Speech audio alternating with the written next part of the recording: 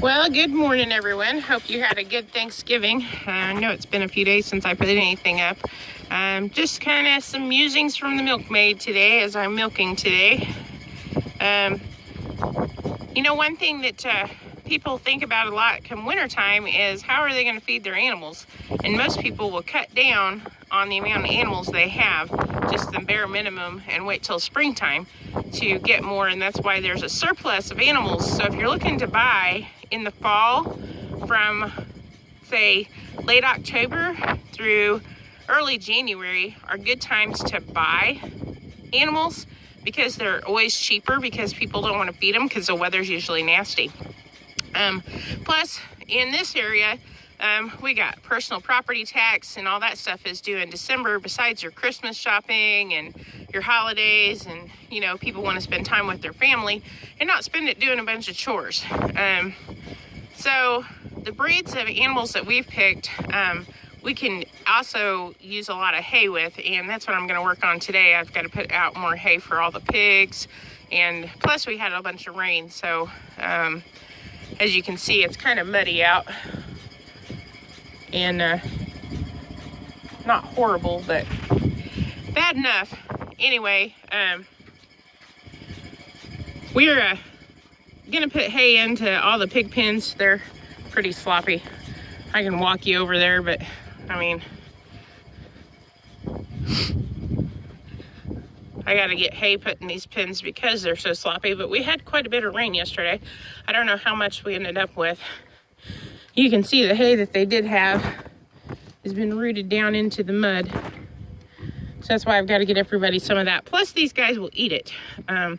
That's one reason why we chose the breeds that we did. So they can eat hay besides just grain. And the sheep are pretty much grass-fed and hay-fed in the wintertime. They only get some grain as a kind of a treat or supplement, if you will. But it's not enough to really, do anything for them.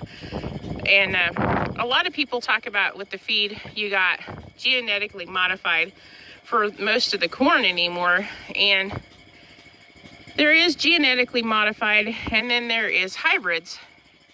And there is a difference between the two. GMO feeds they take different strains of even like spiders and different things and cross into the DNA of the corn.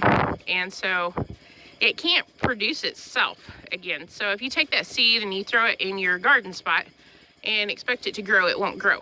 Whereas if you take some seed corn and you throw it out there and it does grow, it's probably just a hybrid. And a hybrid is basically you take two types of corn, say a gold sweet and a white sweet corn, and you cross the breed those to make it into, it will be a yellow and white corn is what you'll get, and it'll be for the sweetness of the two. So that's what the varieties are. There's a variety of corn called dent corn, and that is basically more for animal feed. And as you can see, my cow right now, she's not even eating corn. I don't feed grain to my cows whenever I'm milking. They are fed cow nuggets or range cubes. They're 20% range cube, and they're forage based. They call it a cube, but it's really a huge pellet is what it is.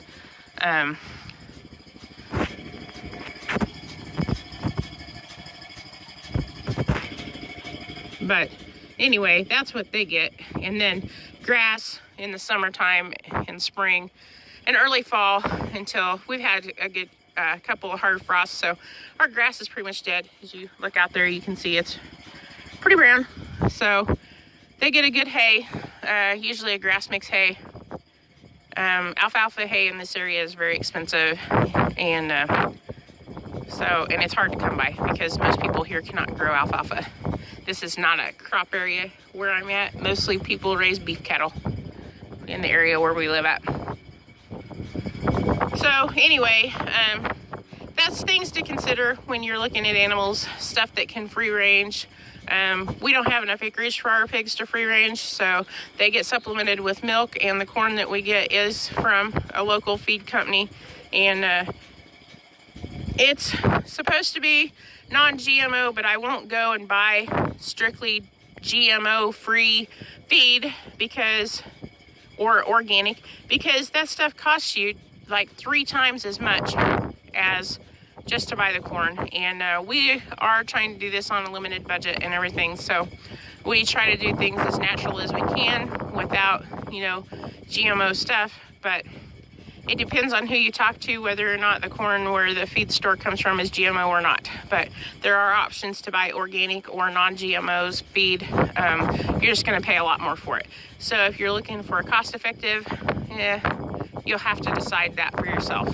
So anyway, just a few things on that, and that's it for the musings of the milkmaid today. I hope you liked this. If you have any questions or comments, please ask, subscribe, and share. Thank you.